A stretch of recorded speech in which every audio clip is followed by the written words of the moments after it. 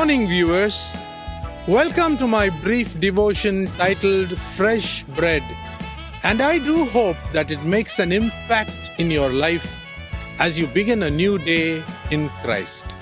We read so much about the faith of Abraham from the time he was called by God in Genesis 12.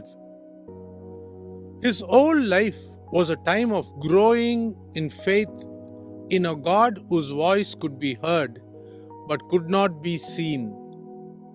As God's children, we know for sure that our God of the Bible is a spirit, and they that worship him must worship him in spirit and in truth.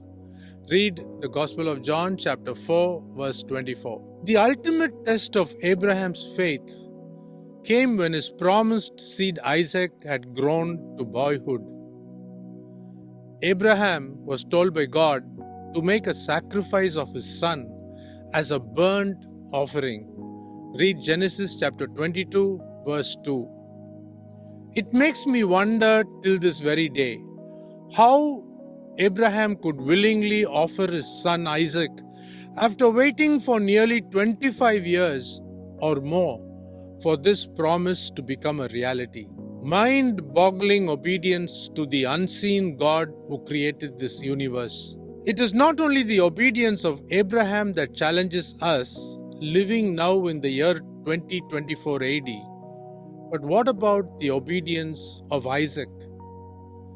In general, the practice of child sacrifice had died out among the Israelites, but they have sometimes been tempted to resume it. The prophetic text from the time of King Hezekiah indicates us as we read in Micah chapter 6 verse 7. Shall I offer my eldest son for my wrongdoing, the child of my own body for my sin? In fact, after Canaan was conquered, the Israelite prophets protested against Canaanite human sacrifices. The story of Isaac certainly displays the boy's familiarity with the sacrificial ritual, as we know that the sacrifice was always linked with the blood that was shed. The blood could be used to save mankind from the consequences of sin.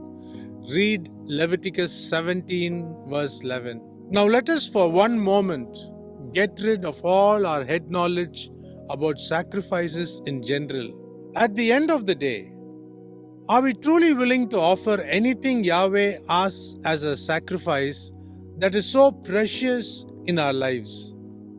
This is where the rubber meets the road. The obedience of Abraham and the obedience of Isaac is the very foundation on which human faith needs to be built in an unseen God. No matter what Yahweh asks, can we give it to him? Abraham could do that, and his son Isaac too cooperated with him, so that today we can learn faith from these patriarchs. It is nothing but our faith in the unseen God that empowers us to obey him. Think about this. See you tomorrow, God willing.